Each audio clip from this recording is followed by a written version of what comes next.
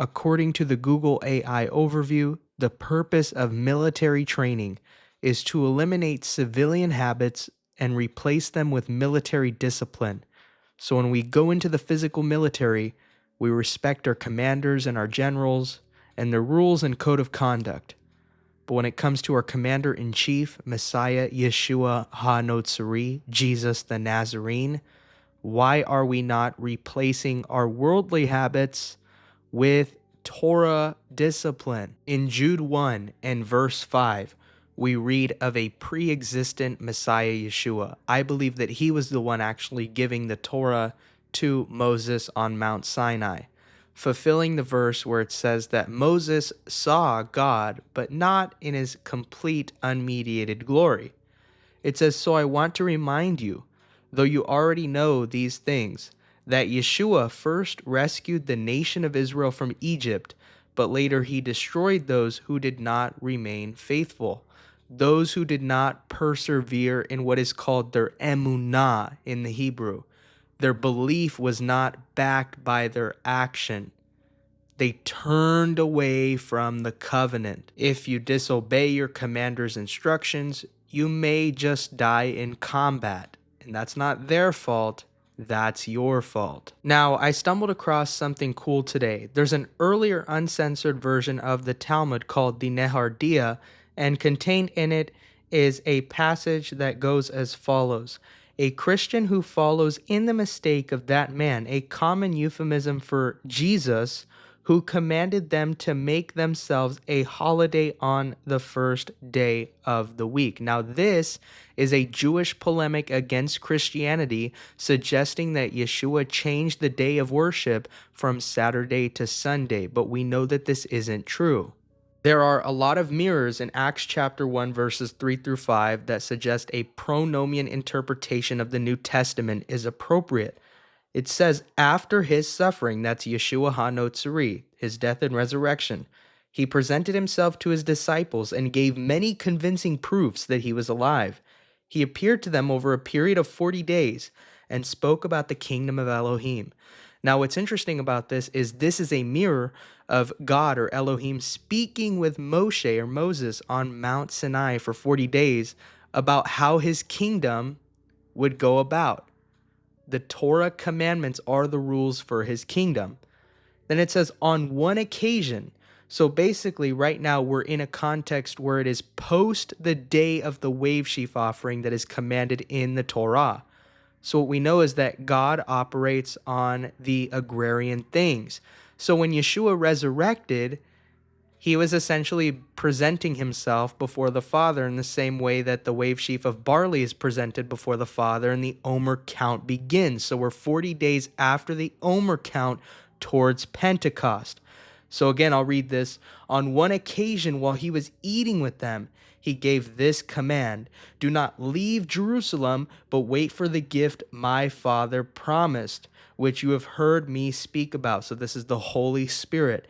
And it says, "For John baptized with water, but in some days you will be baptized with the Holy Spirit." Or it even says in a few days. So what's interesting is that when we take the 40 days since the wave sheaf offering or the day of first fruits, plus a few days, which we could account for as 10 days, we get to 50 days, which is the day of Shavuot or Pentecost. So one of the first things Yeshua does after he resurrects is he observes the Feast of Weeks with the disciples. He tells Mary Magdalene not even to cleave to him after he's resurrected because he wants to obey the commandment of Elohim to present himself as a pure offering. And yet we have Christians who say that the law is done away with. Now, if we're going to work in the work of ministry, we have to hate the things that Elohim hates and describe them in pejorative terms. For example, in the book of Ezekiel, we read of the Gilulim. These are the dung gods, because idols, in God's eyes, are regarded as excrement. So he says in Ezekiel chapter 14 and verse 3, "Son of man, these elders have set up idols in their hearts and put wicked stumbling blocks before their faces. Should I let them inquire of me at all?" And of course, this has an immediate context However, can we think of a modern application of this? What are you setting up in your heart as a congregational elder? Is it your car payment? Is it your house? Is it your college education? Brothers, let's think about this. Now, one of the reasons I understand why Elohim may have equated idols to defecation is because one of the popular gods or Elohim to serve was Baal of Peor, and people served him by defecating in front of him. So if the Israelites are going to use obscene methods to worship their pagan gods, God will use obscene language to get their attention, which is why he told Ezekiel initially to bake bread over human excrement. And this is nothing new. Yahweh can hand you the keys to everything. He can give you his manifestation. He said, I will send my angel before you. Don't disobey him, because you will not be pardoned. And this angel in extra biblical commentaries is recognized as the Metatron, at least from a Kabbalistic sense. But we don't understand the angel in that way.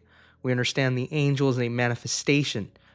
You're supposed to obey the commandments of Elohim, period, full stop. So in Talmudic tractate Rosh Hashanah 18b, you can read this for yourself, there was a practice described where Jews put Yahweh's name on bonds and business contracts in order to bring it to honor again. But the rabbis came along and said, no, this is not an appropriate practice.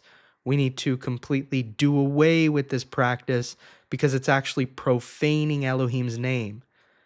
The problem is you could be as academic as it comes. The academics in Rabbinic Judaism don't understand that profaning God's name is the opposite of what they say. It's actually failing to invoke the divine name and using all these placeholder names instead and saying you must use those placeholder names. They've told me several times, how dare you? You have the audacity to say Yahweh. And you know, the funny thing about that is I'll roll my eyes because show me one verse from Tanakh that says not to use the name of God. You know, there was a rabbi by the name of Abba Shaul, or Father Saul, who said, the one who pronounces the divine name as it is written shares no portion in the world to come.